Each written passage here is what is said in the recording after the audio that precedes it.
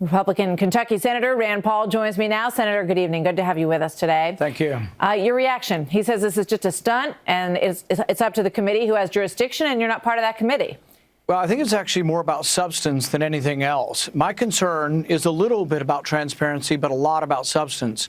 I'm annoyed that we're getting the bill from Politico and not from the leadership of either the House or the Senate. The fact that the bill is sort of somehow being leaked to media organizations who are then leaking it back to interested legislators is not the way it should be done. But my substantive difference is with the House leadership plan is I think it is Obamacare light, and I didn't sign on to vote for a new government program. And I'll tell you three things that I object to. Number one, it has refundable tax credits where you get someone else's money. This is a new entitlement program, and this is similar to subsidies. In fact, I'd say it's a Democrat idea dressed up in Republican clothing. They also have a new tax similar to the Cadillac tax, virtually identical to the Cadillac tax that was in Obamacare. I didn't sign up for new taxes.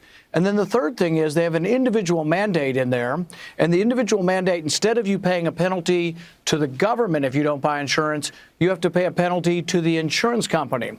And this isn't a market situation. This is a law that says you will pay a penalty to the insurance company. That, to me, is an individual mandate, and I thought all Republicans were opposed to the individual mandate. I want to play Mike Pence, the vice president, earlier today, because it does feel from these comments as though you and people who believe as you do are being left out of this process. Watch.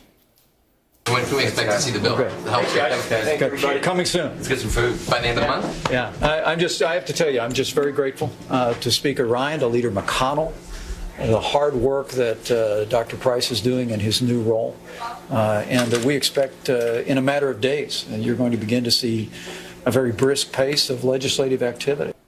I spoke earlier this week, Senator, with Mitch McConnell, with Senator McConnell, and I said to him, you know, Senator Paul is interested in something that would give block grants in Medicaid back to the states, to bring it back to more state control and out of federal hands. I said, what are you in favor of? And he said, I'm in favor of a bill that the president will sign to repeal. He said everybody needs to be in favor on the Republican side to back a bill that the president likes and the president will sign. What do you say to that? I think there is consensus for repeal. So, for example, about a year ago, we voted, everyone in the Senate, except for one senator, and everyone in the House, I think, on the Republican side, voted for a clean repeal. There is still consensus on a clean repeal. The question is, if you add replacement to it, and if replacement is Obamacare light, there is not consensus on it. So what the House leadership is going to put forward, if they're not careful, will not have the votes to pass. So we're trying to tell them in advance to save embarrassment. Let's negotiate now with conservatives, and let's try to have something that conservatives can vote for. And I have a way to do that. Separate the bills. Have a complete repeal by itself, and have replacement by itself, and there are a variety of replacement bills. Well, the fear is that you're going to get a repeal bill passed, and replacement will take forever and might never happen. But how many people? Let me ask you this, Senator. I would do it on the exact same day. I don't know if the second part will pass or not. How many people do you think feel as you do? In other words, how many votes are there in the Senate for the bill? I know you couldn't see it and you couldn't get it in your hands, but as far as what you know is in it, how many people would reject it along with you? Well, I can tell you that the House Freedom Caucus, which I think is about 40 conservatives, have voted to support my replacement bill, but have also voted to vote for complete repeal, what we voted on about a year ago. There were 3 senators this week, myself, Senator Cruz, and Senator Lee, who came out and said that what we voted on a year ago is the minimum. We're not voting on less than that.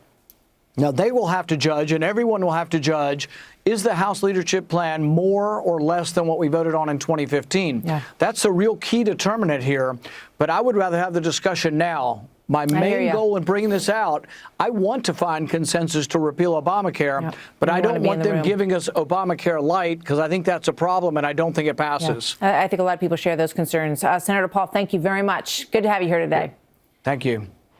Coming up next, a brand new Trump Twitter war. The president takes on fellow New Yorker and Democratic Senator Chuck Schumer for going after the Attorney General